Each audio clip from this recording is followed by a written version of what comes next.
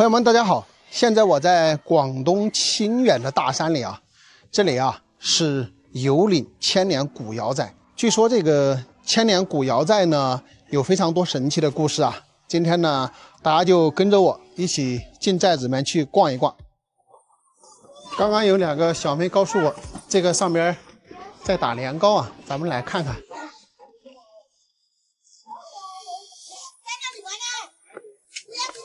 今天小孩子都带回来了。哎呦，这里这么热闹。这是在做什么呀？18。你们今天怎么全部都回来了？喜事啊，进门。今天是祭祖是吧？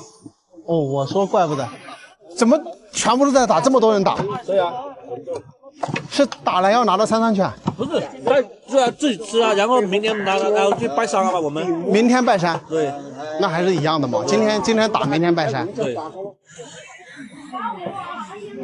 哎呦，谢谢。行吧，谢谢啊。那你们慢慢忙啊，我去上面转一下。这么多人在那打糍我搞一个吃吃。整个寨子的中间啊，有好多条这种小道，一直从山下呢延伸到山上，所以基本上是属于那种四通八达的这个感觉。上边呢有观景台啊，待会儿咱们走到观景台去呢，就可以看到山下的风景了。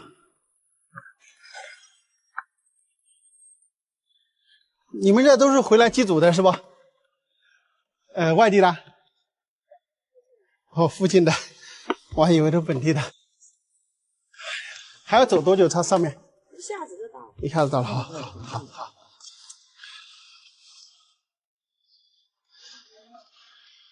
哎呀，这个地方看着也舒服。吃饭了吗，老娘？吃饭了。吃过了。吃了过了。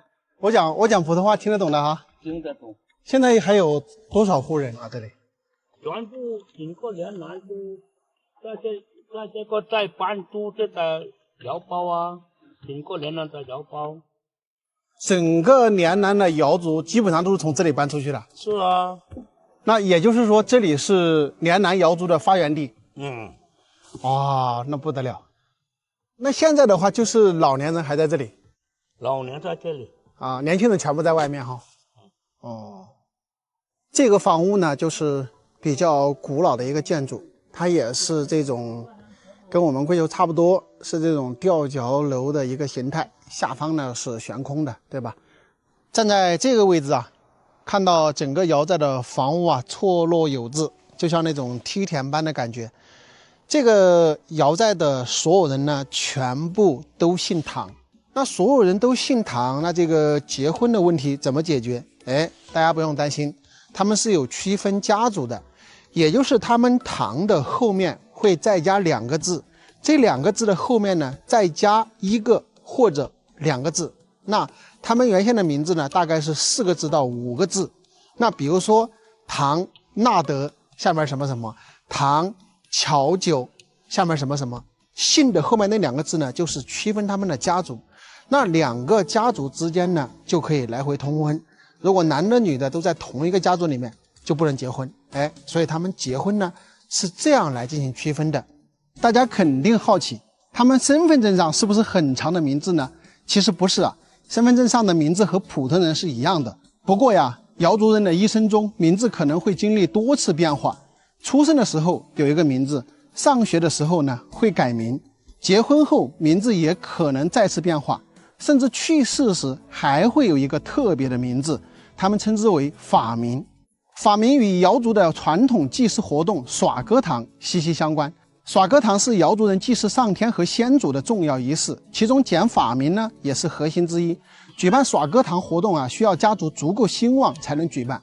这样的活动呢，短则3-5年，长则20-30年才举行一次，因此呢，显得尤为隆重。值得一提的是，耍歌堂活动已经列入国家非物质文化遗产。此外，瑶族的传统长鼓舞呢，也同样被列入非物质文化遗产。即便是现代啊，有岭瑶寨的老人们呢，依然保持着传统的瑶族服饰。妇女用白色缠腰带绑在腰间，男人呢则佩戴红色盘头巾。据说这红头巾放下来有1丈多长，具有驱鬼辟邪的作用。不过呀，年轻人已经几乎不再穿这样的传统服饰了。有岭瑶寨民风淳朴，热情好客，民族风情独特浓厚。无论你来自哪里啊，瑶族人见面呢就会热情的给你招呼一声伙计，别以为是随便的称呼啊，在瑶族啊，这可是一种对朋友亲切的叫法。走进瑶寨就像进入了朋友家里，大家无话不谈，处处都洋溢着热情，让人倍感亲切。站在寨中可以俯瞰群山，风光无限美好。整个寨子建在延绵大山的支脉上，是瑶族人开枝散叶的地方。他们的祖先呀，真是独具慧眼，选择了这样一个风水宝地。千百年来，这片土地养育了无数的瑶族人，发展至今，令人感叹不已。如果你喜欢探索一些古老的文明，这里啊是个不错的去处。哦，你是你们3个人都没结婚啊？啊，你也没结婚啊？另外2个好大年纪了？另外2个，一个20-30岁，一个是40多岁。在贵州的大山深处，我们发现了一个村子，隐藏在大山之中。这个地方啊，像是与世隔绝般的存在。这里的周围5公里内没有其他的任何住户。据我了解呀，这边整个镇呢居住的大多数都是苗族同胞。那么苗族同胞呢，一般都是临江临水而居的。那他们为什么要居住在山上？这些都是一些谜团。咱们今天呀，就徒步到这个地方去一探究竟。朋友们，大家好，现在我在黔南惠水的大山里啊。大家看到我这个状态没有？已经是流了很多的汗了。我们要去到那一片房子的位置啊，要走差不多2个小时。我是从那边那个垭口的山下上来的，正好我上来的时候啊，有一个大爷要上山砍柴，所以啊，正好我跟着他上山，我们一路聊了聊，然后现在呢，他在这个垭口那砍柴回去了，他就不陪我了。我现在呢，才走到1/3的路程啊，我们现在依然要从这里向前走，大概呢还要走1个小时多才能到那片房子。那个地方啊，真的是与世隔绝一般哦，走这个羊肠小道都要走几公里路才能出得了山。还好这一段路还比较好走啊，全是石头路，也比较平缓。待会儿咱们到前面呢，还有一座比较高的山还要爬。今天呢，又是比较难走的一天啊。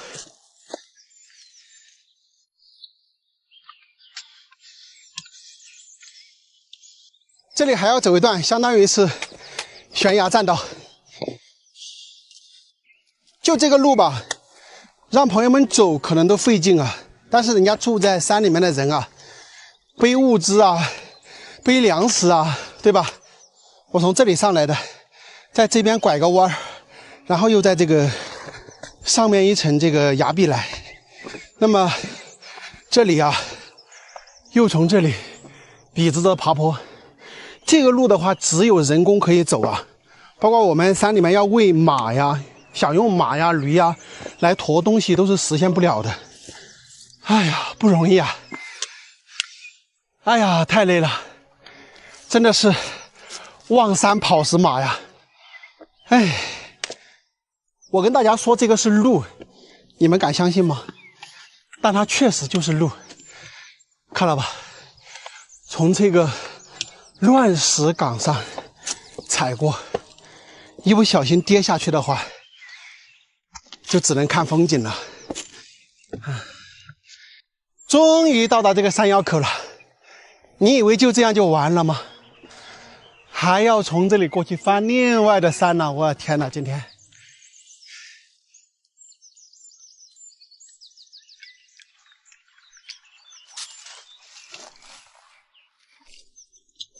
接近90度的坡，都是一块石板一块石板的镶嵌着，然后人走上来。你们说，就这种路况，一不小心都有可能跌落山崖，更不要说喂牲畜了。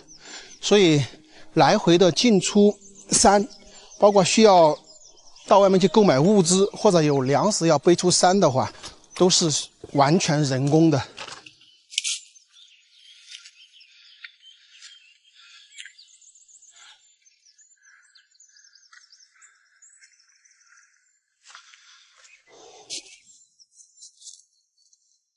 终于到这里了，朋友们，看看前面就是村庄，一片古老的建筑展现在我们眼前，赶紧进去看一看吧。全是木房加青瓦，而且呢都是2层的这种小楼。我数了一下这些木房啊，一共呢是有9栋，整个周边的这些土地呢有修整的比较干净。那整个看起来呢，这里还不算说荒废的感觉，对吧？这个房子应该是有人在家的吧？我们看上面的门都是打开的，但是不知道他们这里现在还有没有电啊？因为我看他这里呢挂有一块这个太阳能板。大家看他们这边这个房子其实还挺漂亮的，都是2层半的，而且修这些房子呢，应该是费了太多的功夫。大家走到这里的第一感觉是什么呢？我的第一感觉呢，就是这里的人非常的勤劳。为什么这么说啊？因为这里整个山全部是石头山，但是他们修建的房子啊，并不是石头房子，全部是这种木质结构的房子，而且修得比较大。而且你要知道，这些木房子呢，应该建设都超过100年了。那么要到外面运送这么多的木料到这个山里来，想想一下要花费多少的心血。可能为了建一栋房子需要1年甚至更久的时间哈。大家从这个房子的结构能看得出来是咱们贵州的什么民族吗？这里呢是苗族的一个村寨，牛栏猪圈呀是建在下方的，那上边呢是住人，下边呢是关这个牛啊关猪啊的地方，而且他们那个房屋呢建的也非常的有特色，是吧？这里是大院吧，然后中间呢再修了一个楼梯上去，到2楼，2楼呢就是人居的地方。我好像看到这个房子是有烟吗？这栋房子好像看到炊烟袅袅的，那肯定是有人在家呀。有人在家不得？主人家，老板儿，没人应我。刚刚我确实看到这栋楼有炊烟袅袅的，上面有冒烟雾啊。那有人在家，怎么没有人出来嘞？有人没到？有人没到？真的没人应我呀？有人在家没得？到处都没看到种粮食，这里看到种了一点小青菜，还用这个网围起来的，这种的也太少了吧？这能够吃几天呀？哎呦，我喊了半天了，我还以为没人在屋子里呢。有，吃饭没得嘛，大哥？吃了。你坐哪了吧？你坐哪家呀？浙江哈。我是说我喊了半天，应该是上面有人的，喊了半天没人的。我在背后要菜。砍柴。哦。你这上面没电的啊？有电。有电啊？开下楼，我抬干去。你砍柴你也砍柴呀，我不耽误你啊。你坐嘛，坐喝茶的嘛。你茶什么？那酒嘛。歇会儿吧，歇会儿吧，歇会儿。你这火是烧在2楼啊？啊。底下不是还有一层吗？底下有一层是圈嘛。为主为牛的圈。哎。底下不是圈了，这里泥巴有啷个搞的啊？咋个想就往这拿泥巴填嘛，就。填上来之后，这上面好扛东西啊。哎。哦。咦，还喂了个小猫猫，这个小猫猫。嘿嘿嘿。干这酒哈。搞瓶酒给你喝。哎呦，你这不好意思啊。没有。你们这上面现在有几个人哇？现在有2-3个人噻。2-3个人。你好大年纪了，大哥？我59哎。59了。你们这上面都信哪个啊？信了。全部都信了吗？全部信了。一个老祖公呢？你们3个人为啥不搬呢？哎呀，我们搬嘛，这一个对小娃，应该搬过来嘛。哦，意思你们3个人都没结婚啊？啊。你也没结婚？啊。另外2个好大年纪了？另外2个，一个20-30岁，一个也是40多岁。那为啷个不出去找啊？出去怎么找不到？问题上他找不到了，穷人人家不嫁了。对，就是你们3个单身的住在这上面，啊，其他人全部都搬走了的。啊，咦，我觉得还是要出去啊，出去才有机会噻。再说我们年纪大了，没机会了嘛，机会过了嘛。那你们住在这上面干哪个呀？现在干农活吧。干农活，啊，我看也没有干多少啊。要2、3个人干多少嘛？我搞背后啊。干的够吃就行了。啊，你说听我讲。哦。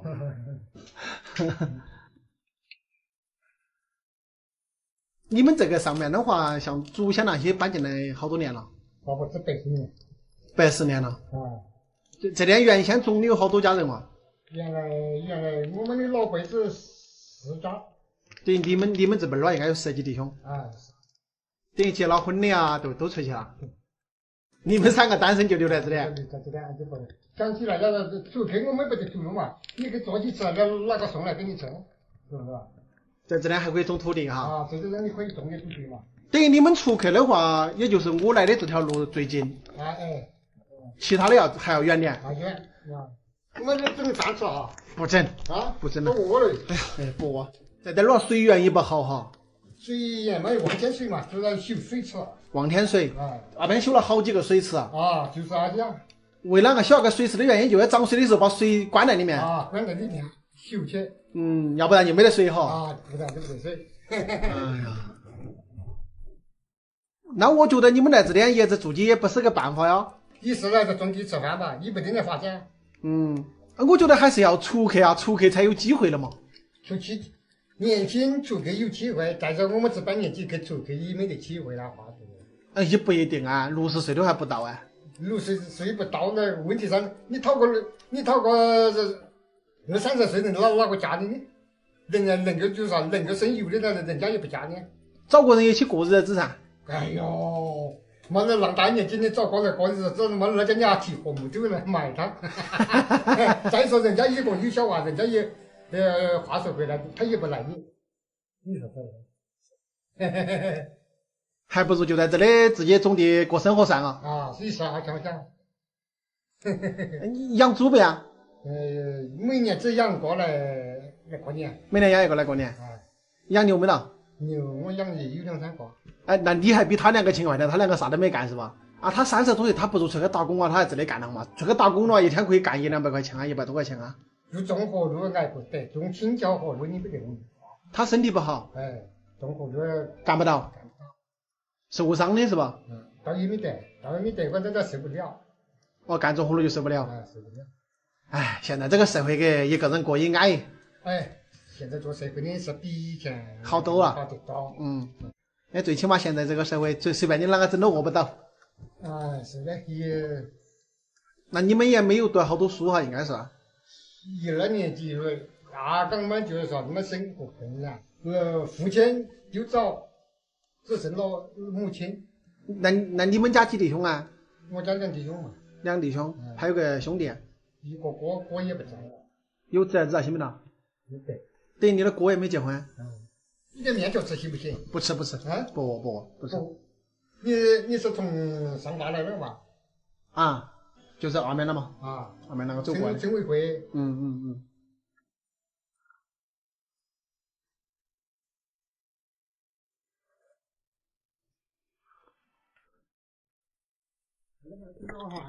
那我走了哈，打扰你了。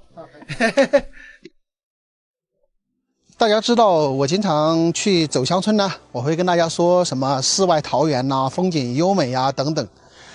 但是这个地方啊，还真的不能这样说。这个地方整体来说，确实是属于资源匮乏的那种。他们每家每户的土地也非常少，一家人可能几亩地，而且有的这些山林呢，也没有任何的用途，因为山上全部是石头。这里水资源也是非常的匮乏。大家可以看到，这些房屋的边上山坡上呢，有好几口水池。这些水池呢，都是住来干嘛的呢？夏天涨水的时候，把这个山水收集到这个水池里面，没有水的时候呢，就喝这个存在水池里面的水。就居住在他们这个地方呢，确实是没啥意义，因为也没有东西可以发展。你发展养殖也不好弄，种植呢更不用说了，没有土地资源，对吧？所以说呢，住在这儿呢，也只能说种点地来自己生活，仅此而已。对于这3位单身的哥们儿啊，我也不知道说什么好，我也不能说劝人家去拼搏努力奋斗，有可能人家已经努力奋斗过了，对吧？已经坦然的接受了生活，接受了现在的自己，然后再回到这个山村里面来自己种地生活，与世无争，也说不清楚。我们以往探访乡村呢，大多留守的都是老年人，对吧？但是这里啊，真的是特例啊，竟然是3个单身的哥们儿留守在村庄里面守村。大家觉得他们应该留守在这里一直生活呢，还是说应该出去闯一闯呢？大家可以在视频下方留言评论啊。咱们今天的视频呢就到这里了，下期再见，拜拜。走2个小时的路，返程喽。你们也年龄3年前有1万路去，1万路去是上千亩哎。你家嘞？在贵州的大山深处，隐藏着一处被人们遗忘的秘境。这里山川巍峨，森林茂密，空气清新，宛如人间仙境。在这群山环抱的平坦地带，我们发现了几栋木屋，绝大多数呢早已被岁月侵蚀，静静地矗立在山林之间。其中一栋木屋周围的土地却依然在被耕种，地里的青菜啊，仿佛在对我们说，这里并未完全荒废。那么究竟是谁还留守在这片与世隔绝的地方？主人家为何又迟迟不愿离去呢？今天我们将徒步走进这片秘境，揭开这隐秘人家的故事。大家好，阿泰现在已经来到了这个峡谷的尽头啊。今天啊，来到这里非常的不容易，我们开车要开3公里的这种非铺装路面，整条路段呢崎岖无比啊，非常的险峻。车子呢开到峡谷的尽头呢就没有路了。那我们现在呢是要从这个峡谷一直往里边走，然后呢爬山。这里呢相当于是走在一个水沟里边，环境非常的漂亮，咱们赶紧走吧。大家看看这里啊，是不是很难想象，在这个大山深处的森林之中啊，竟然还有古代的人们维护水道的一些石墙，看到吗？这些就是。那么这边你看就没有管它，然后整个就冲的有点稀巴烂的感觉。夏季涨洪水的话，这种山谷里面的水流量是非常非常大的。所以我一直跟朋友们讲呢，夏季到这种深山峡谷中来游玩的话，一定要注意这个水流量的变化，非常的险的。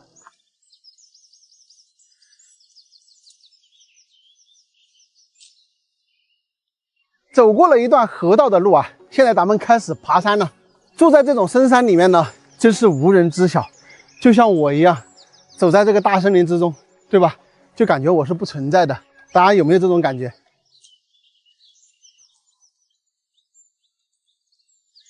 徒步在山里的感觉真的是非常爽，可以欣赏到很多美景啊。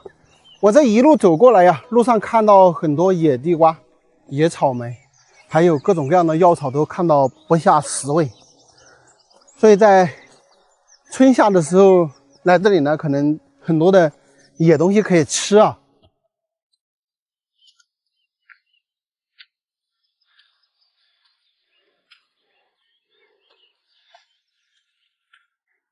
咱们上来之后啊，这里就视野非常的开阔，大家可能很难想象啊，你像这里这一片平的地方，都是以前耕种的土地。我为什么能这么确定呢？因为我是山里人嘛，什么地形什么情况我一看就知道。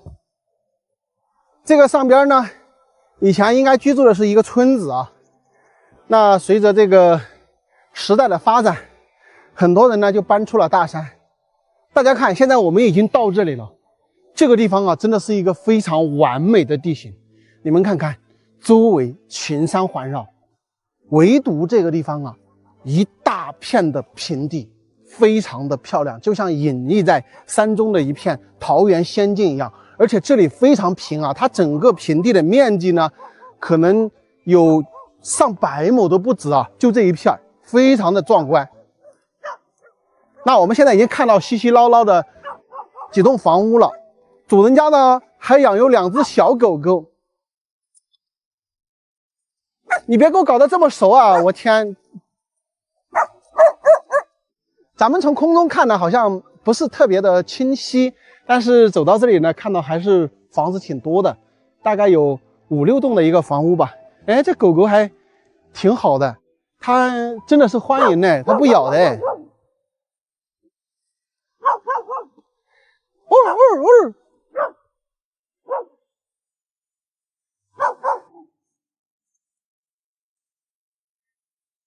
大家感受一下啊，这个地方是不是像桃源仙境一样，真的非常的漂亮。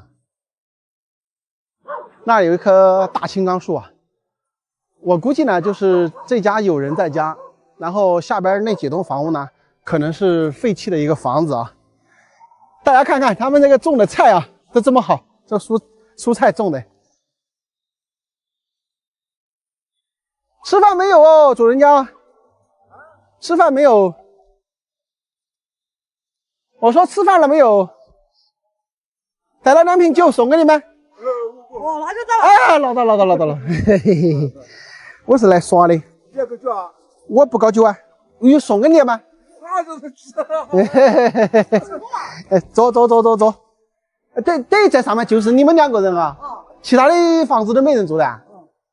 好回来过年。哦，回来过年。嗯。你才有生有女有女婿。哦，有子有孙有女有女婿。哦，等于他们要来了，他回来。要来了哈。哎，他回过年。吃了。他是聋子，你讲话他听不到。他耳朵不太好是吧？我打聋了。摔下个摔聋了哈。哦，这个小狗狗，我一来它就欢迎我呢，是不是孙女儿养的宠物狗，然后回来给带回来了？他就买了，买是80块钱了。买是80块钱。买来是。你坐。啊，是要准备出去啊？哎，他说举菜，啊，举着让他孩子去管了。举着让多孩子去。哦。你们这儿是哪个民族啊？我们汉族。哦，你们是汉族哈？汉族。哦，你们这儿姓哪个啊？我们姓肖。这点都是一家人。哦。就是一个老祖宗。哦。你们年纪应该不大哈？70多岁。70多岁，看你不像70多岁。你喂的有几个猪啊？2个。喂2个猪。2个上去今年都中间没2个子。哦。这一地都是你种的？嗯。原先这上面有好多家人嘛？像老的讲呢，原先到处都有人家。原先到处都有人家。哦。而且人小少哪里去了？以前应该是一个村寨哈。哦。晓得。都是讲过去了。我又说起来，咋个如果最不走啊？俺个狗子放不得，让俺放不走，我可能人家屋都不行。他说的是啥个意思啊？他是一个道士是吧？老师，他是学哪个技术的？老师帮你通过还原。还原。哦。打锣鼓就过去。打锣鼓还就是帮别人还原。我就是好事，做事是好事。哎，对，就属于做好事的那种。听说你还有好多书是吧？啊。那种老书还有好多。有啊。也多得很哈。都是老书啊。全是以前的老书。都40多岁，有通过了，有40-50岁了，他徒弟都40岁。你徒弟都40-50岁了。已经教了徒弟了哈。是。咱这就准备的阿姨书的那种我生。他说得很。还在读书。他这是工作好多年了嘛。我们是自由职业，自己做生意的。他就转正的，就转了我做嘞。真的有哪好几个的工作嘛？他说的呀，像我家屋里，工作还不是睡子啊？我在家3个大学生都毕业都出去了。你家呀？那个女家三个，一个大学一个出去。女儿家3个大学生都毕业了。人家咋都还是没工作啊？那你这个家族非常兴旺嘛？但是挂着工作，咋才比你工作？都是个人找工作，现在哪给你分配？走不到了，你阿姐你转正对不对？我没转正。这是非常最恼火的哟！恼火啊！华人走，为啥走得好的咋找不到啊？好了可能就好了。现在时代不一样了，时代不一样了。搞动作生意就可以了，对吧？做动作的。对。这个大学毕业都是搞动作生意好，搞成绩，找小哥那样，搞那样搞的那种，搞那样生意也行。出国当官的没来这儿？在贵阳。在贵阳当过官的哈。当官。反正我也都是干啥土地。你们这个地方应该土地啊也非常多。手多啊，有北方的火车。呀，完全全部是田土，而且这个全部是田土哈。是我们的啦。都是你们的。要干。有好多山，有好多亩山。还是9个。真的好的，我这有3年钱。有一年有3年钱，一年3年钱有好多？1万多起。你们一年的3年钱有1万多起？1万多起是上千亩哎。一家嘞，说话私底下他有红下一个。4家人每家都有1万起。哇，这个。走，走老板子啊，走，他们最烦。不然那就生活用不到。对啊，大家听到没有？他们一家的森林补助款一年就1万6、7，大概是1000多亩的山林，我跟你们说太吓人了。我当时这实际历史了，要不要家的嘛？看看啊，这个是这个叔叔阿姨他们喂的2个肥猪，哦哟，你们看看，老肥了。这边呢有3、4栋的房屋呢，都是废弃的房屋啊，包括那边都很多。然后等于这里它的地名呢是江口县，小地名叫苗务基。那这里呢只有这个大叔和这个阿姨呢，他们2个人住在这里了。那所有的其他人呢，应该是10-20年前全部都搬走了，真的是非常的可惜啊！公路通不到这里，太遗憾了。这个阿姨他们说，以前这里全部是水田，就是水源非常的丰富。以前据说59、60年的时候，这个地方居住的人非常的多。后来呢，不断的这些人就全部搬走了。那么这个叔叔他为什么没有搬走呢？不知道大家有没有听出来啊？他是有一个独门的手艺，这种手艺呢，它不同于道士，也不同于先生。就是说，比如说我们去许了什么愿，因为这个许愿自己的什么事情达成了，对吧？达成了之后呢，你就要干嘛呢？要还愿。这个叔叔呢，他干的什么事情呢？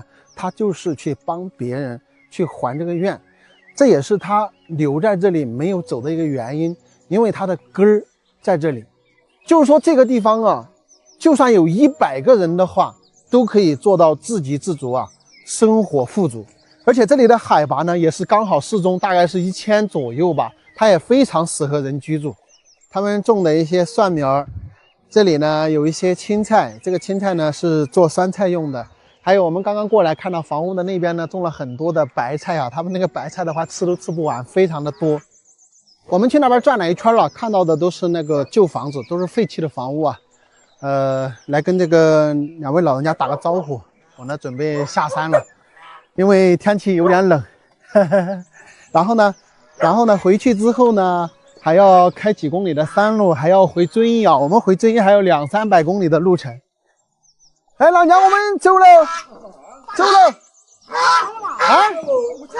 不去了，走了，下回来耍，走了啊！好。哎呀，这个大爷非常的热情啊！我们刚到之后呢，他一会儿又拿香蕉，一会儿又拿橘子，一会儿又拿苹果的拿来给我们吃。但是咱们实在是不好意思吃啊，为什么呢？因为他这里出山去背物资的话，非常的麻烦，对不对？来回要走1-2个小时的时间，所以咱吃人家的东西不太好意思。那你们听到他们讲的一个非常恐怖的数字是什么呢？就是每家人每年的这个森林补助款能够达到17000块钱。怪不得呀，咱们无人机的镜头中看到这些所有地方都没有人居住，这些山是谁的？都是他们这里的这几家人的。再加上啊，他们自己种地，然后自己种菜，再养点鸡鸭鹅，再养2头猪，基本上啊，这个生活都能做到自给自足啊。所以说，这个山里的生活呀，也是非常的惬意。遗憾的一点呢，就是这里可能出山要步行啊，通不了公路。好了，朋友们，本期的视频呢，就跟大家说到这里了，咱们下期视频再见，拜拜。在重庆江津的大山上，我们发现了一个天空之村，可以说这里保留着上世纪60、70年代的建筑风格，土墙青瓦，一片清修的宁静之地啊，宛如一片遗失的世界。但是要来到这里呢，非常的艰难，我们需要徒步1-2个小时，攀爬几千阶的悬崖天梯呢，才能进入村庄。今天呀，大家就跟着阿泰的镜头一同登山，探访这即将消失的村庄。大家好，现在我们已经到了木皮槽的山脚下这个水库了，马上从这里爬山，3000多阶的天梯啊！这里有一个木皮槽登山步道的一个牌子，全程5.1公里啊，不短的路啊。老师，你在这里做哪个？放羊子哦，我还以为你在这守山不等上哦。这个地方开始上磁步梯了，据说是3000多阶的步梯。这个步梯呢，也是当地村民啊一块一块的给镶上去的。当年修这个步梯的时候也不容易啊。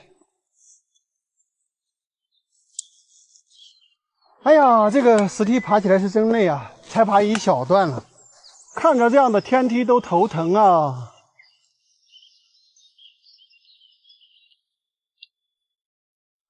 这个两旁的森林之中啊，各种鸟在这里跑来跑去的，很多野生动物啊。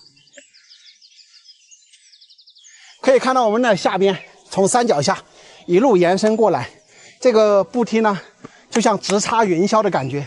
费了9牛3虎之力啊，终于是来到了悬崖角。你以为就完了吗？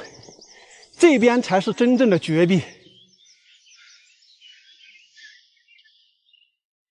我都感觉不止3000多阶吧。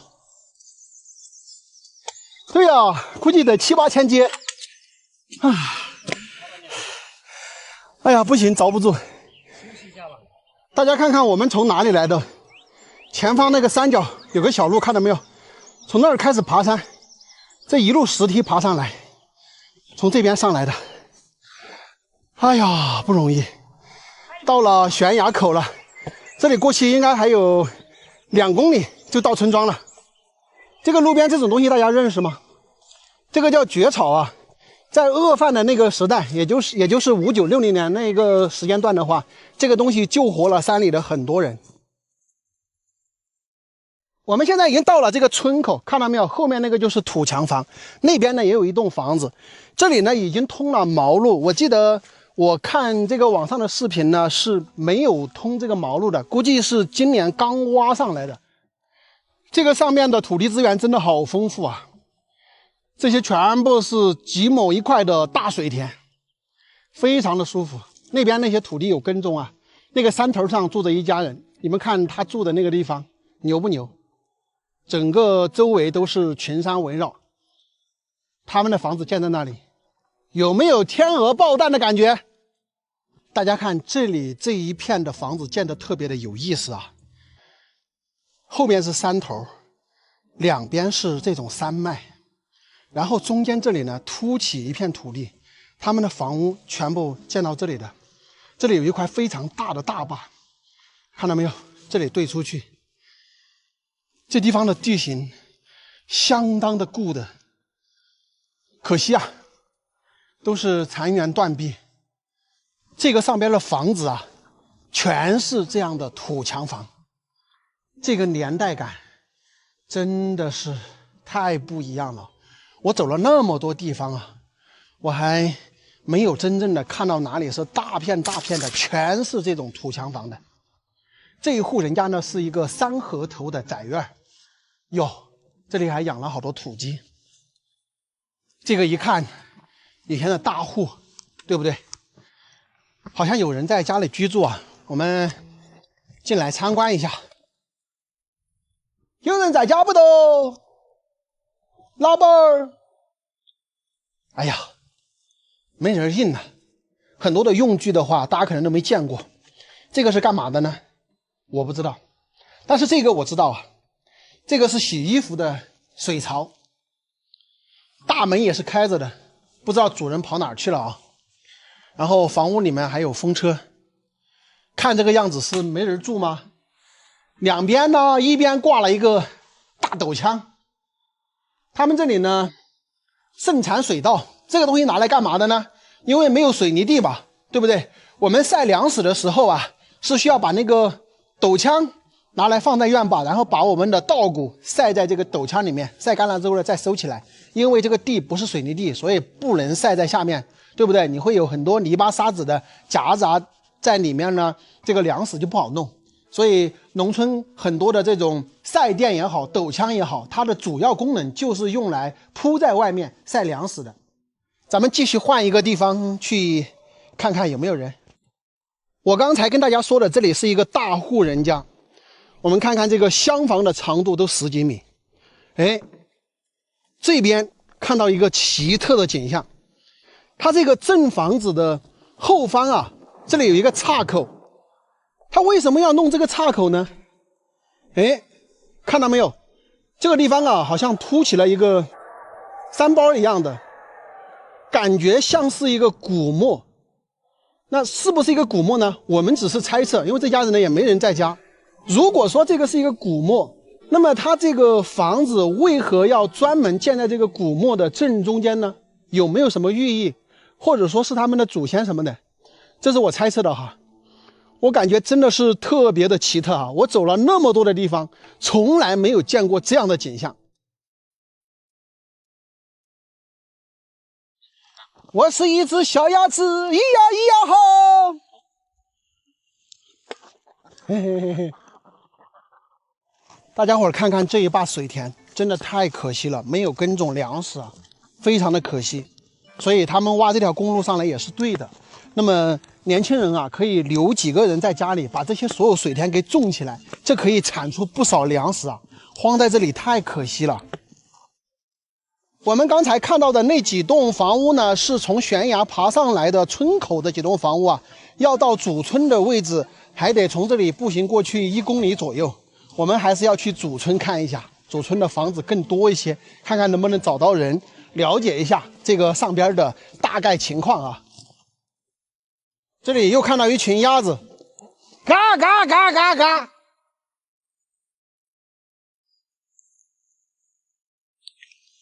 哎呀，这儿种有一些萝卜菜，马上就看到这个村庄的庐山真面目了。我的天哪，这些房子啊，全是土墙房，而且大多都是快倒塌了。那么这些院落里面呢，还种有一些菜，估计呢可能有1、2家人留守在这个上边吧。我们现在也不确定哪家有人，我估计那个是以前的村里面的学校吧。这土墙房子住着老舒服了呀，冬暖夏凉。吃饭没得，老娘？吃了。哎呀，我这转了半天没看到有人。终于看到你在这儿了，啊，外面的还有人哈。你们现在这里还有几个人来这里哇？几个人也不走，我是单身。你是一个人？嗯。小孩些都在外面哈。带一个小孩，那一个走了，有2个小娃的，3个媳妇，3个人去，还有2个读书。也不容易哈。哦，都是说了，我谈起来随便哪个都说是还是不容易哈。嗯。你贵姓呢？我本人姓王，这个我的婆家就是姓袁。哦，那在上面主要是姓袁的多。嗯。哦，就这嘎有好多家人呐。多到万子人了，最多也谈一下话几百人。后面一下就在屋头来了嘛，又出去在庄稼去来了嘛。那这上面是不是已经有好几百年的历史了？是啊，还是。那你们以前出去的话，就是这个石梯子的。嗯。我听他们说，你们挖这条毛路上来的话，都连续挖了头10年才挖上来了吧？嗯，是啊，这通在没挖得通了，我通了好久哦，一会儿都看都几百，啊，底下解释我又是挖好一阵了。等于陆陆续续的都是大家斗钱来挖。啊，就是这些的话，这些挖新的这些都是这样。为啷个修了10年，就是这个原因，斗的钱来修完的，然后又停一下儿，大家又再斗钱，又再修。等于现在这里可能只有10几20个人住了哈。嗯，好吧，20个人有。20个人哈，原先几百人，现在20个人。我送2包小菜给你。哎呀，这好吃，好吃。好，非常难得，我们背着过去。没在那里拿给你。哦，那个嘛，我能顺便带给你小菜。我在这边个站哈儿。哎，打扰你了，我们在这上面待不久，等一下还回去还要走那么多久的路。嗯。我在这个村庄转了转。也遇到了几个老人，其实想跟他们了解一下整个这个村庄的一些历史情况啊、渊源啊什么的，但是他们都不是很清楚啊。然后有一个队长他可能知道，但是呢，我们去了他家里面呢，也没有看到有人。到学校这里给大家看一下哈，我站在操场上，我身后这里呢就是学校。以前在山里读书非常的不容易，这里徒步出山的话，最少都要走2-3个小时的时间。那这里的小孩读书怎么办呢？没办法，所以呢，这个重庆西南大学就在这里援建了这一座小学，供上边的小孩子在这里读书。我现在站在这个学校的位置啊，基本上可以看得到整个山上的周围是什么情况。那么这个公路呢，是从山那边过来的，到了这里呢，就是主村庄的位置。然后我们再环顾一下四周，对吧？可以看到山脉的一个轮廓，整个这里呢，就像一座天空之城。我是非常佩服他们上面的村民的。虽然说年轻的一代大多数都搬出去买房了，在外边居住了，都不怎么回来了。这个村庄以前几百人，现在就只有10来个老人还在这个上面居住。但是他们为了依恋故土，对吧？依然每年还在筹钱挖路，10年的时间，终于把这个毛路挖到了家的门口。从这一点来说明呢，他们整个村的村民非常有凝聚力，真的是值得我们敬佩。我们从高空的视角给大家看一下，他们花了10年时间挖通的这条毛路，都是在陡坡的地段挖公路，非常的不容易。上世纪60、70年代，人们还是刀耕火种、农耕劳作的时候，可以说木皮槽啊是这10里8乡的人都非常羡慕的地方。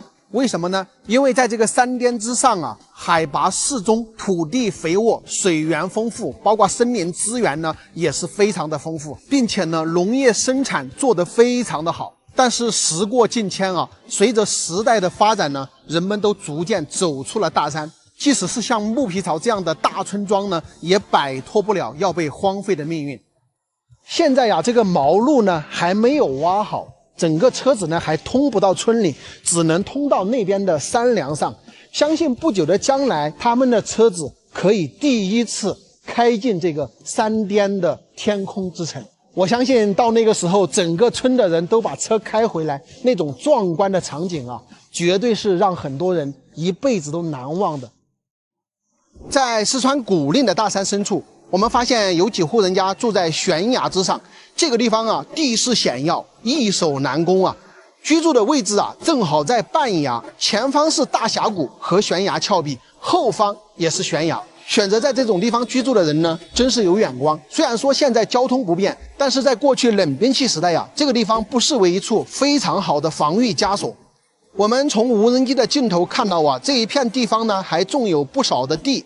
今天呀，咱们就徒步到这个悬崖峭壁之上去探访一下，看看什么人还留守在这里。大家好，现在我已经来到了这个峡谷的河边，看到没有？这个下方也是崖壁，上方也是崖壁。那几户人家呢，就住在这个悬崖的中间哈。我们现在是要从这里过河，然后从这个崖壁爬上去，就从这个河道里边过，而且这一条路呢，也是唯一进他们那里的路。如果这个河道里面稍微涨一点水呢，就根本就过不去啊。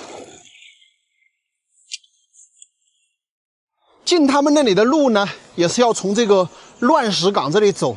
那么这个地方我们可以想象一下，夏季涨洪水的时候呢，这些地方都是会被水淹没的。也就是遇到那种极端的天气的话，他们是出不来的，只能在上边等着这个洪水消下去之后呢，才能下来。不出我所料吧，这些木料都是涨洪水的时候冲到这个地方的。这里还有树根。这个地方呢是四川古蔺县的龙爪村，是一个非常偏僻的村庄。包括我们来这里的时候啊，20公里的路程是没有任何的信号的。我们到了这个村庄峡谷的时候啊，发现这个村庄是非常非常危险的，因为它几山的水呢都是往这个地方灌。那这里的水的话都有这么的恐怖，那何况想想那个大的一条峡谷是什么样子啊？现在呀，我们就从这里开始爬崖壁了。这很陡的路啊，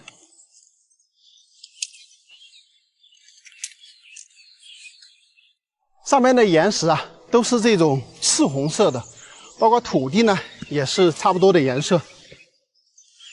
到了第一栋废弃房屋的位置了，地里呢撒了一些萝卜菜，应该是撒来喂猪的。大家看看这个房屋啊，土墙房，这边是牛栏猪圈，只不过呢也都废弃了啊。那我们爬到这里呢，还没有爬到一半啊，因为上面住人的地方呢还在上面。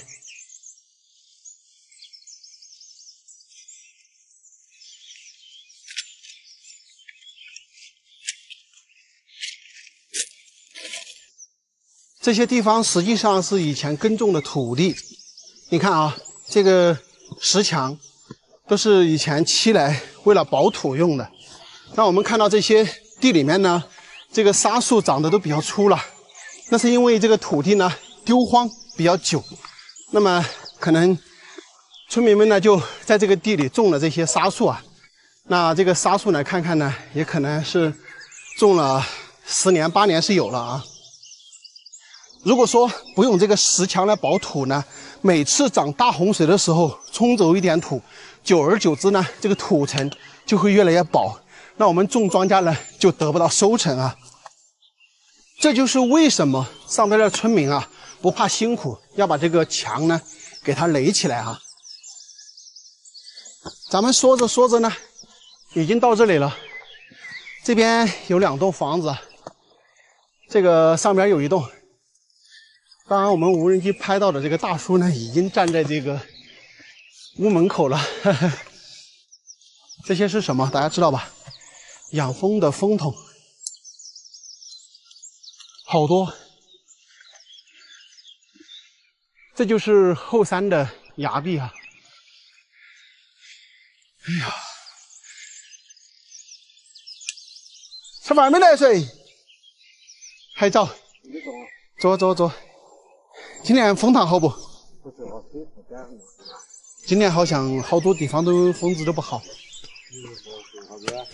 旅游啊，你们这边只有这安安地要爬起上来哈，其他没路的。那如果涨水呀？涨水也不撤给哈，要小车给撤给不到。这上面就等你干了。2、3家，6、7个人，这里有几10个人口，有些10个人单子，40、50个人。40、50个，啊不少哎。啊，房子没得几项的。房子拆了嘛，都有别的几项了嘛，有嘞。盖大的有房子了嘛？哦。房子拆了嘛？啊，盖的就是那个原来盖的墙房子，再加今年是涨大水啊，房子后头来，它给垮了就没得。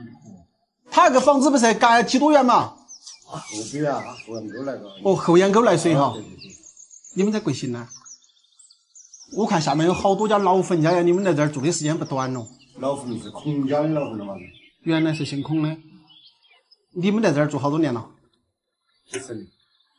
没有搞养殖那些哈？这个地形不好了嘛，搞养殖。对对对。喂养殖啊，喂牛都没好好的。还有嘛，这个山不是给加密的。按道理说，你们这边的话，人均的那个山还是比较多噻。多啊，有些10多了没有家。有家有1000多嘛。啊。你们家有好多啊？我家不多，我家就不多。那养殖也够了噻。够了嘛，大山了嘛，像对门那个大矮子给放，像对门这个大矮子上不去哈。你们这儿啷个没搬走啊？按道理不是前些年就要喊全部搬吗？对啊，搬是搬东西。我家都固定都买了点房子，搬嘛我这里有个老人家，你这些新人噻嘛。哦，是。在上面看起好像不大也实际，可能面积也不小哈。你们这个半头儿。我们这里原是一个生产队啊，小的生产队啊，50个台50多个人个。啊。他那些现在有些么生产没干出的呢，就为这些，这个找点钱啊，这上面每年啊拿，有些有7多亩的1年，3年啊，得了1万6千啊。哦，就是有1000多亩3年的话，一年要有补助1万多。啊，是1万6千啊，10几块钱亩。那你们也不少，也有几千块钱。大几光你一年的森林补助9000多块。像我们这每家都有个公益性岗位，比如像我们就给你搞个妇女，喊那个妇女团伙，开那个700、800块钱工资啊，每个月。就是监管哈山里面的森林防火啊，包括安全呐、卫生呐这些哈。搞防火起见，你就是一个月那个跑一下，拿把水抬一下。也防火起热也要注意，这一山里面。每家都有，不是护林场，后来有点人家的这个保洁员啊。每家都有政府提供的一个岗位。哦，对。那你们这个地方政策好嘛？安逸嘛？我天啷会贫穷呢？你看你土地少了，都有600、6、7、8亩。有些一家人家一个月，国家跟他低保的不得了，一家人都是一个月都12000块钱低保。一个月2000的低保啊，再加上他一个岗位护林行或者是保洁员护林岗位，又是800啊，这是还有森林补助，森林补助款也是1000多啊，对，一加起来就也能到好几万，也能就4、5万了。哦，对，不用干事情都有了，都够吃了。所以住在这种山区的地方也是有好处啊。现在就好了。低保一家人都是低保的。真的就跟单位上退休的人差不多，而且你住在山里面的话还要舒服点。这里涨最大的水的时候有好大10年都是最大，10年嘛，10年从个大坝，那个水库下来的房子大概有2箱啊。房子都搭个几箱哈？啊，有像新的房子建起都搭个歪歪起来，下面的全部冲走的哈。啊，对，那这都搭可以上啊。太吓人了。这是公路去修冲的，这地这些这个生活的或者怎么样？这个狗狗我就晓得非常吓人，它山陡，一涨水的话，水大得很。主要是离森林，不起离森林就好。我一路进来，我看到那些长河，我都有点怕。不敢说，这冬天不敢。你这个是老房子、新房子干一块了，这边是老房子啊？这边原来是一直是另外一家。哦。中间这个是一个单个人，这边弄了就进养老院个。进养老院。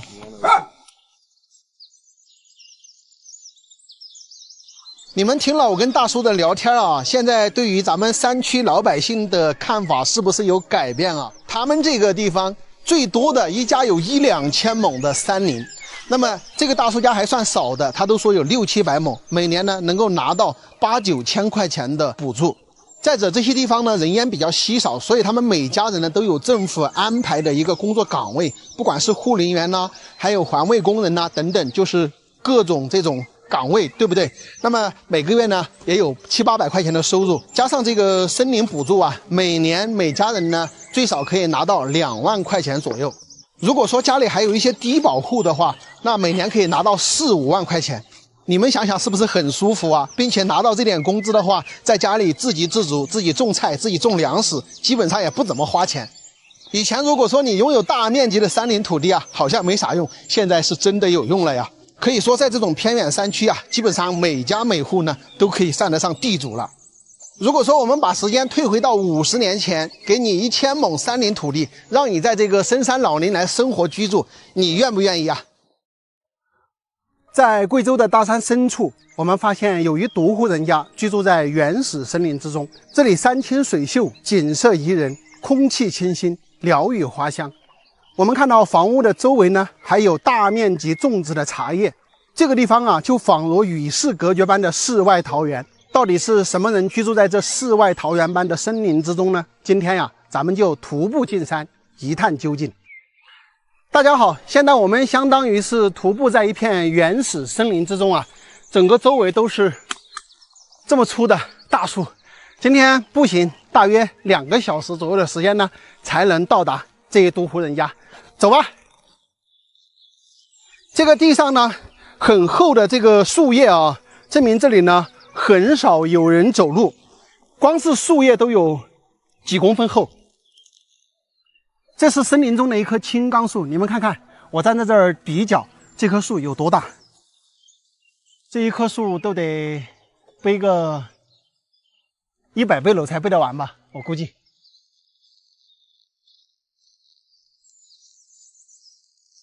现在我们已经下到这个山脚了，这里有一片的茶树林，看看这儿的环境是不是非常的舒服，心旷神怡，对吧？边上就是一条小溪沟，那么那家的房子呢，就在前方那个山脚下，咱们这儿随处可见的独木桥啊。哎，那里有个叔叔在那里啊，从这里过来吗？这里上哈，好。这个叔叔就是住那家的，对吧？你就是住那家的。哦，你走哪去了嘛？走山里面去了？我这儿跟了。咦，你看你们这到处都搭的这个蛮料。这边上这些是茶叶吗？大树茶是吧？一年采这些大树茶可以卖多少钱喽？咦，还是可以。这里面还是舒服的嘞。这个房子的边上就一股水的，水也不缺。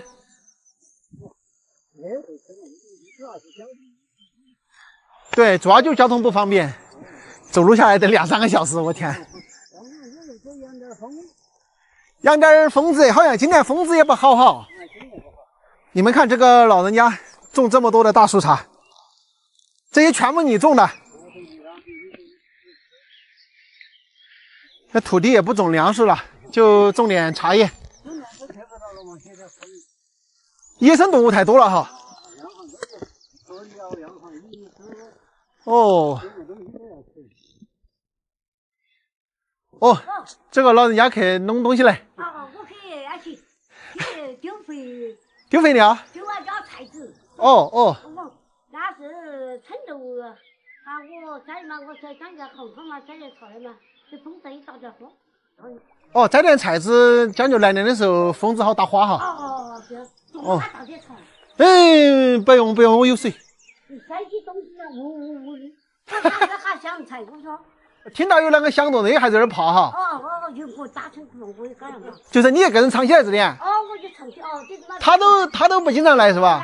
那还也不是嘛，就来买水就不能，这一干饿了，就是嘛，我又舍不得，我这个没的菜也没人管，你真是好。要管理好啊，就是嘛，我又在种植啊，就是我又在一天嘛，我又培养好，那个出去打工干嘛？我就干20多年了。你好大年纪了？我满70了。70了哈。就是满70。我有水的不用倒。有，我喝了，我已经喝了。烟我不抽，水我也喝了。不用，不客气。不客气。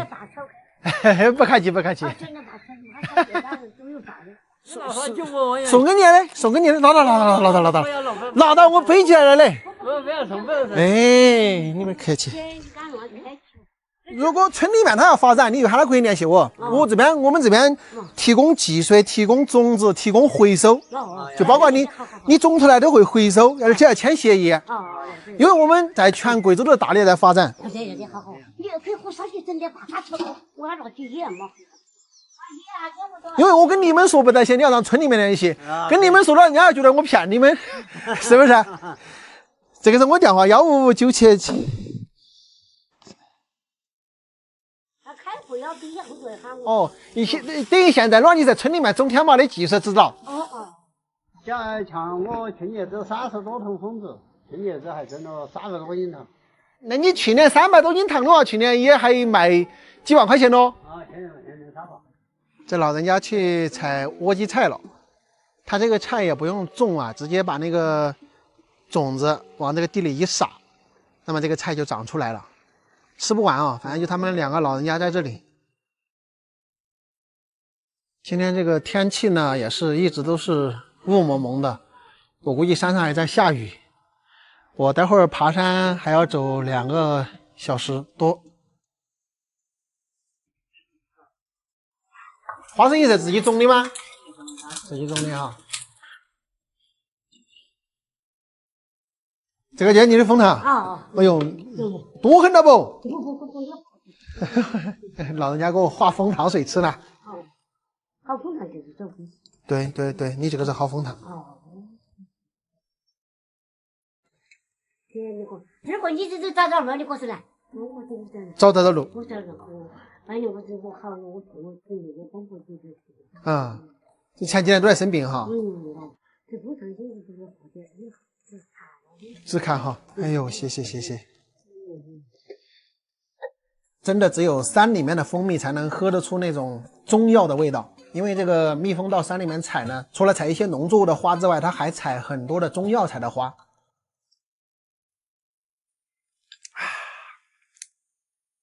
哎呦，这个今天走到这儿来又吃饭了，2个老人家太客气了。腊肉、青菜、花生米啊。你们的贵姓呢？我姓祥。我的腿包都姓祥。都姓祥哈。那你这个养点蜂啊，种点天麻呀，整点其他的卖呀，一年整点大树茶呀哈，一年也是赚个几万块钱，还是比较轻松哈。1万块钱没有这个。小的也不用管呢，还是可以哈。拿去吧。不要了。你刚吃到这儿了？我吃不了多。那我先走了，我都不等你们吃完了。我先走，因为要走这坡。走了，老娘。这两个老人家呀，太客气了，一直留我在那儿吃饭，所以我在他们那儿吃了饭之后呢，才往山上走。你们别看这个老人家70岁了啊，他对种天麻很有研究，包括菌种、菌材都是他自己培育。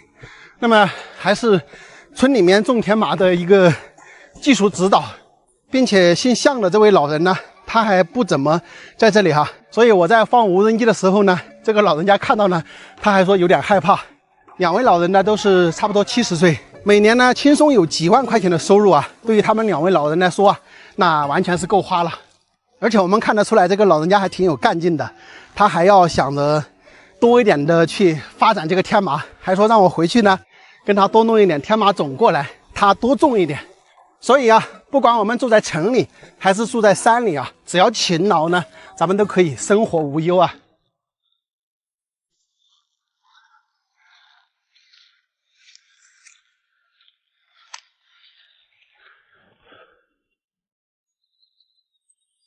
在贵州习水和四川古蔺交界处的原始森林之中啊，我们发现了一个与世隔绝般的村庄。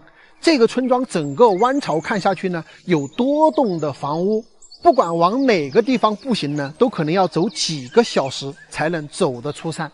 无人机从高空俯瞰呢，发现还有人在这里耕种土地。那到底什么人还留在这个大山之中生活呢？今天呀，咱们就徒步进山，一探究竟。大家好，现在我们把车开到峡谷的尽头啊，这个上边呢也有一户人家。那么我们现在呢是要从这个山往上爬，大家可以看到这些石头上呢都有很多的青苔。马上呢，咱们就从这里进入到深山老林了。大家看看我身后雾蒙蒙的，有没有那种哀牢山的既视感？整片森林现在就我一个人在这里面穿梭，还要一直爬，不知道什么时候才能爬到山顶。终于爬到这个垭口上了，从这里上来的。然后现在从这边下，大概下去还有40分钟吧。这个路还真的够陡，尤其是下坡，这石头下雨天特别的滑。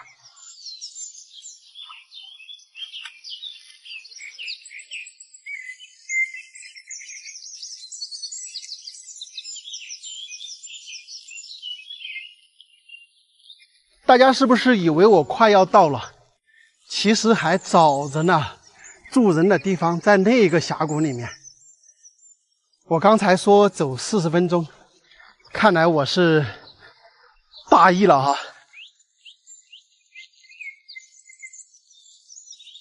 你们看看这个路有多陡，我的个妈呀！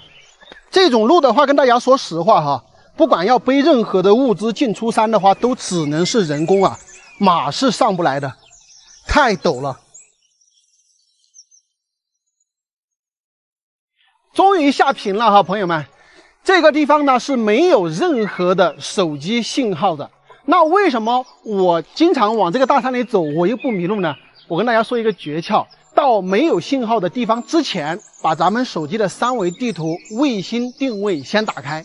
虽然没有手机信号，但是这个卫星定位呢，它不需要信号的。所以啊，我即使走在山里迷路了，我都能找到出山的路。为什么呢？就是因为有这个定位，方位准确了之后呢，我知道我要去的方向是哪个方向，这样呢就不会迷路了哈。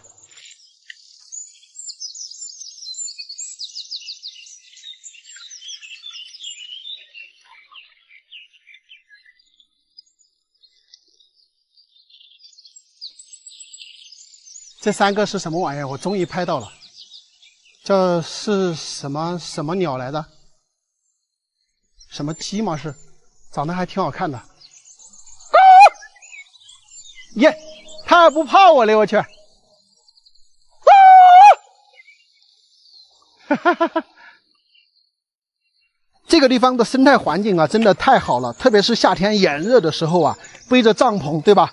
到这里来露营几天，过几天这种与世隔绝般的生活，你们说是不是很惬意啊？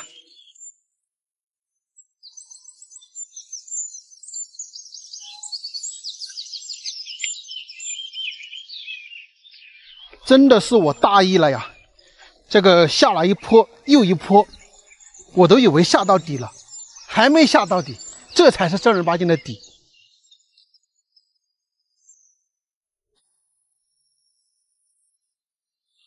我们走了2个小时多的山路啊，终于看到住人的地方了。看到没有啊？前方这些土地啊，都有耕种着的。那么，我们看到那个水沟里啊，正好站着有一个人呢。今天这个运气不错啊，到这里遇到有人在家。哇，到了这里之后啊，看着真的非常的舒服啊，这个水流也是清澈见底。那么这里确实是一个村庄哈，那边也有一栋房屋，这里这2个呢没有人住了，只有他们这里呢有人居住，包括这里这些土地呢也是他们耕种的。我们顺着这个镜头的前方那个竹林那一片，那里呢也有2栋废弃的房屋，相当于这边这一个角落，四周都是群山围住的这么一小片地方呢，现在是只有这一家人居住在这里了。这养了好多的鸡，看到没有？先坐在这个小溪边休息一下哈，这里环境真的是太爽了，不枉我们步行了2个多小时才到达这里啊。娘，你做啥哟？哦，我要做啥的呀？就在这儿耍呀。耍了。一个喽。哦。你们家有家住这的呢？哦。哎呦，这里舒服哟。舒服。啊。舒服。冷淡。哦。就住在这个河沟边边的，真的舒服。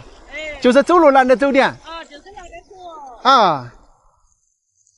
这边这几家人都没得人的了哈。搬迁了嘞。搬迁了。现在你这个地方应该经常有人走路进来吧？还是有人来。有人来哈。还是有人来，要进去户口查到不？你先忙了，我再过去嘛，反正我不着急。这里啊，就在你那干了。就是我那是老年人，还有一个老婆婆，老婆婆90几了。就是你和你的婆婆在这里。我老婆在这里。你婆婆90几了？哦。咦，高寿哦！她住在山里面的原因。你没有搬还是好事哦，现在在这里面你自己可以整啷个都行，就是比外面辛苦点嘛。啊。你就吃方便嘛，吃点随便吃点在家里脑袋。对对对，自己种的有果子吗？菜也自己种了嘛。哦。出去一趟来回可能要4、5个小时，如果你背东西的话。养鸡养的多不？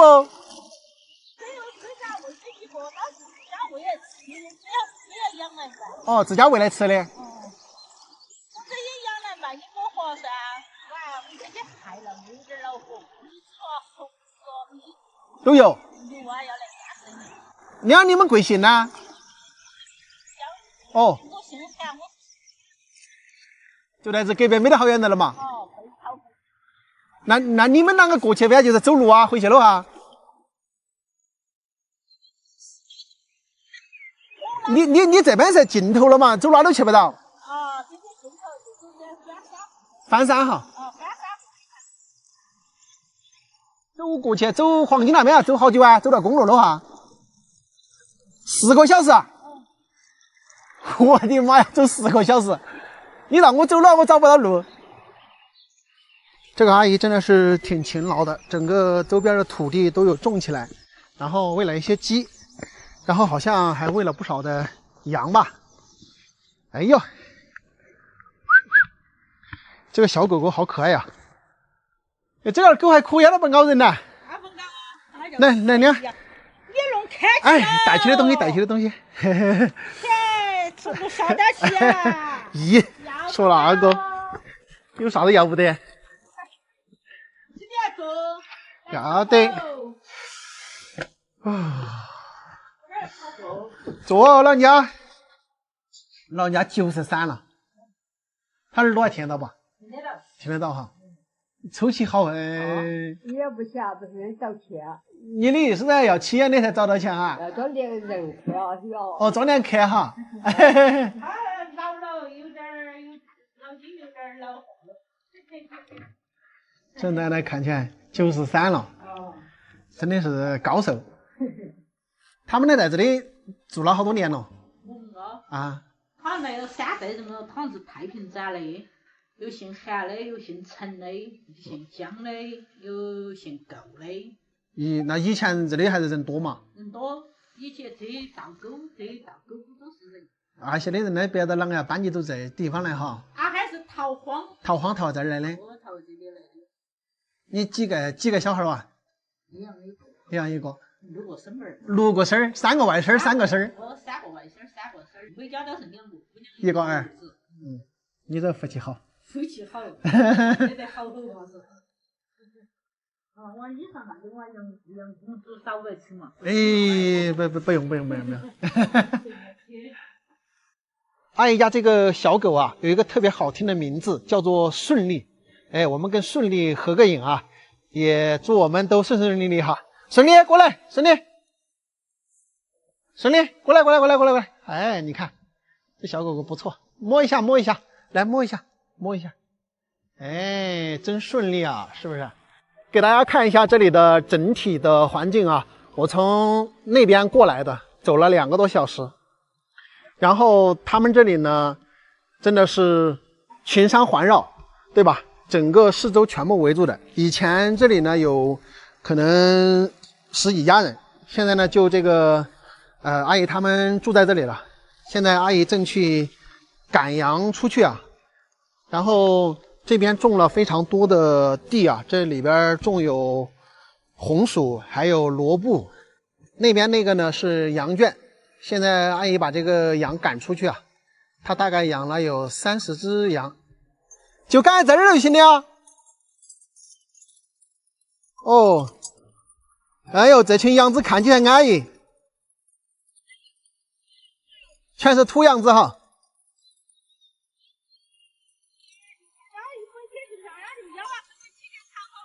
他吃饱了自己转来吗？3年才喂得出来一个。这阿姨他们家的这个房子呢，也是以前住的那个土墙，2层的土墙。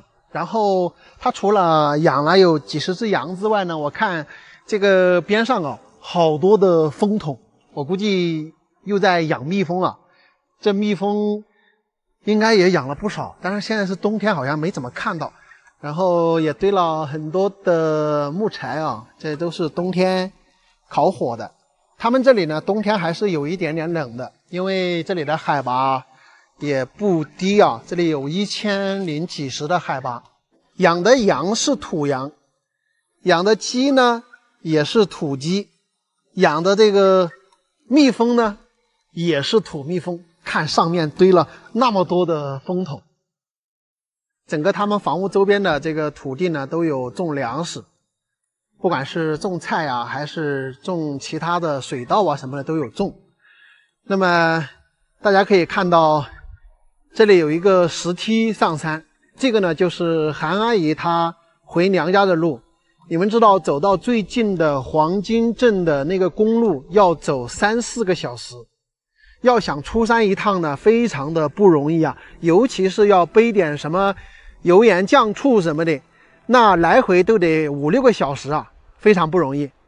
这个地方呢可以说100、200年前都是原始森林，是他们姜姓人家那个时候逃荒来到这里，就在这里安家了。那么距今呢，已经过去了超过100年的时间。后来呢，又有其他姓氏的人陆陆续续搬到这里。这里最多的时候有几十户人家。随着时代的发展啊，人们呢又陆陆续续的搬出了大山。那现在这个上半沟呢，就只有韩阿姨他们一户人家呢还留守在这里。今年这3年气候不好。我讲我尽量的常春节这个带到20斤了是糖，才到20斤糖。哦，他这不是哦，气候不好啊，干很了，上班的又热很了，下班的又干很了。这蜂子都干了没糖哈。天你为弄多桶蜂子才20斤蜂糖，我真的是没得糖的嘞。你还要弄多老子？你去年烧好大个猪哦。杀2个啊，这那是我姑娘的。哦，杀了跟姑娘的，然后他没来拿就放在这儿了哈。今年也是喂了2头，有好大的哟。这阿姨人还怪好的，她一个儿子一个女儿，然后每年喂2个猪，1人1个，这不得了啊！这得400斤一头，380。你们这儿应该来的人还？有啊，那些刚毕业有来参加办生活的，也给人家办过生活的哈。因为我晓得你们这里有些徒步的人喜欢走这走。哦，他们带的帐篷，有些来没带帐篷，有些来就像在我们这个楼上整你住的地方呢。咦，那还可以。他那个杀鸡白啊，有些。杀鸡啊，杀羊子啊。啊，有些要不来这里面要耍几天喽。放2、3天啊，这些啊。这边地名叫啷个呀？这里啊。同业村啊。啊，土城镇同业村平和组。哦，对。夏天嘛，这个水涨起的话，都不小哦哈。哦，你看河口也冲淡啊。你揣开到啊，如果水涨大了吧，揣开不到哦。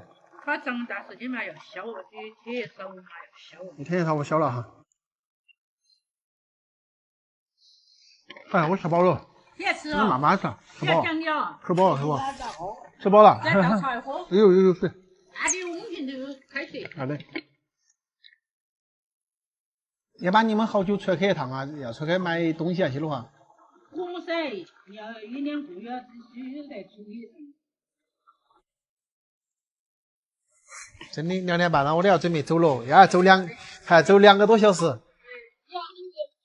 原路，因为我车子停在外面的。那走了，你看。慢走。哎呦，感谢哟，吃了饭人哟。在这个阿姨家吃了饭，现在已经2点半多了，我得赶紧爬山了，因为步行回去得最少2个半小时，所以不能在这里停顿太久啊，否则等一下天黑了我还没有走出去。他们这个地方啊，真的是非常的舒服啊，特别是夏天呢，经常会有人组团到这里边来住个几天，就是自己带帐篷的那种。还有就是他们家呀，2楼呢也有这个可以睡觉的地方，反正就是10个8个人呢是可以睡的。这个阿姨家呢，他们养有30多只羊，还养有一些鸡，喂了2头大肥猪，对吧？来到这里面呢，腊肉有的吃，要吃羊呢也可以现宰，吃鸡呢也有。你们知道这个阿姨家有多少山林土地吗？他们一家人就拥有300多亩的森林面积，还有几十亩的土地。所以住在山中啊，都是名副其实的地主啊。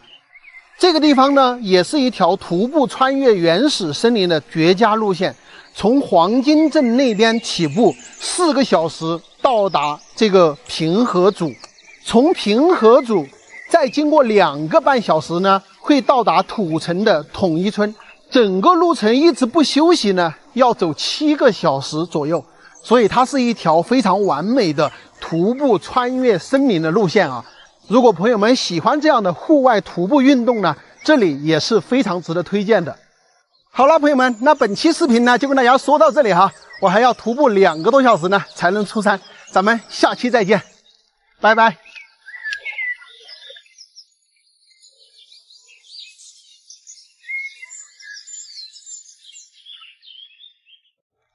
在贵州的大山深处，我们发现有一独户人家居住在原始森林之中，这里呀，山川雄伟，景色宜人，空气清新，鸟语花香。这一户人家为什么要居住在这与世隔绝般的世外桃源之地呢？不管从哪里出山，最少要走2到3个小时的一个路程。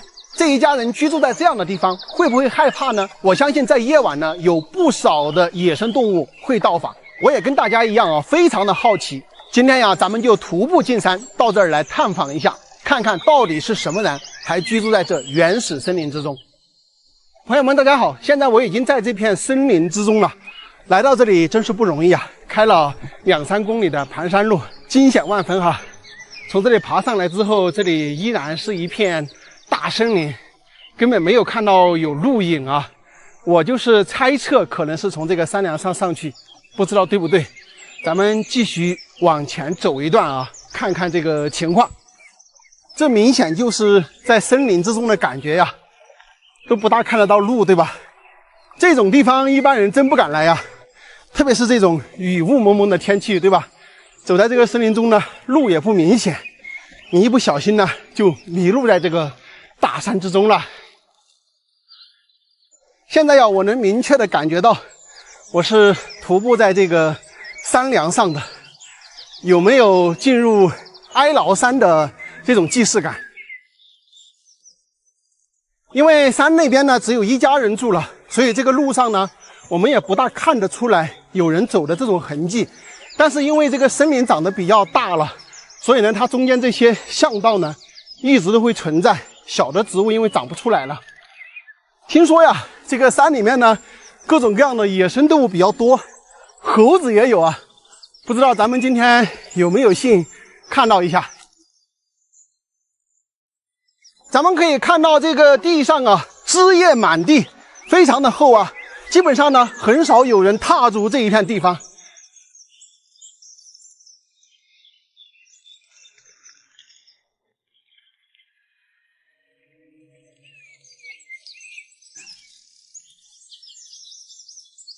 你们知道这个路上的叶子有多厚吗？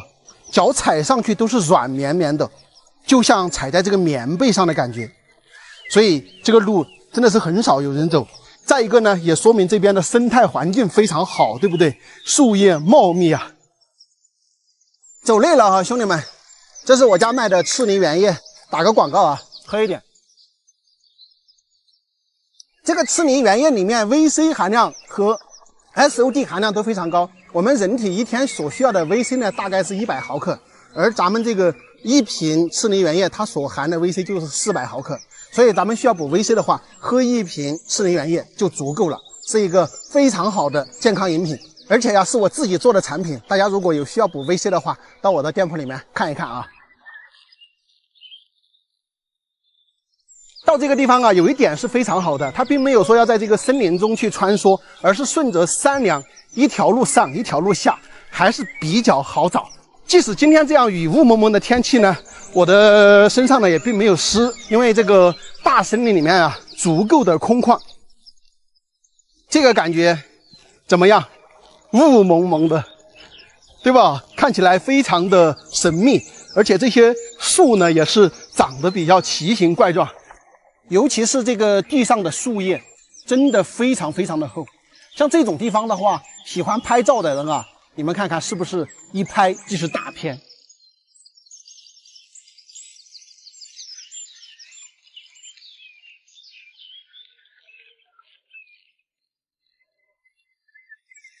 从山梁上下来这一段呀，比那边爬坡的距离还要远。今天又大意了，这家伙还得10分钟才能到达谷底。但是现在越往下坡走呢，这个雾就拆开了，对吧？看起来会要透得多，眼睛呢也看得更远一些。哎呦，这个路是真陡啊！如果没有个登山杖的话，还真挺难的。马上走出森林了啊！这里好像是走出森林就看到他们家的房子。哎呦，我天哪，不容易啊！走了好久才走到这里。现在整个山间是云雾缭绕，那么他们这一片土地呢，也都是有耕种者。这建房的这个位置也是相当不错。咱们可以看到，他们这些土地上呢，种了很多的这个大树茶。这个大树茶呢，也是这边野生的，估计呢就是他们从山上搬过来，对吧？然后种在这个自己的地里边的。这家人在这个山里呢，他有养蜂啊，可以看到地里面呢东一个西一个的这种蜂桶放在这儿，然后用一些沙树皮给盖住的。那我们可以看到那边呢也有一个破旧的房屋，那个估计也是以前住人的。应该是搬出去最少有20年了吧，否则不会那么破啊。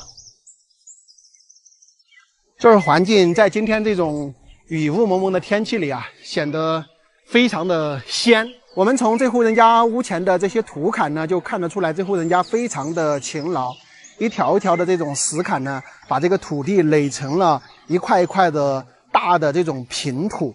那我们平时耕种起来呢，就要方便很多啊。这些小青菜呀，才种没几天，然后我在这儿叨叨了半天呢，也没有看到有主人家出来。今天这么不凑巧吗？主人家不在吗？也没有养狗什么的。如果有养狗的话，肯定早就开始叫了哈。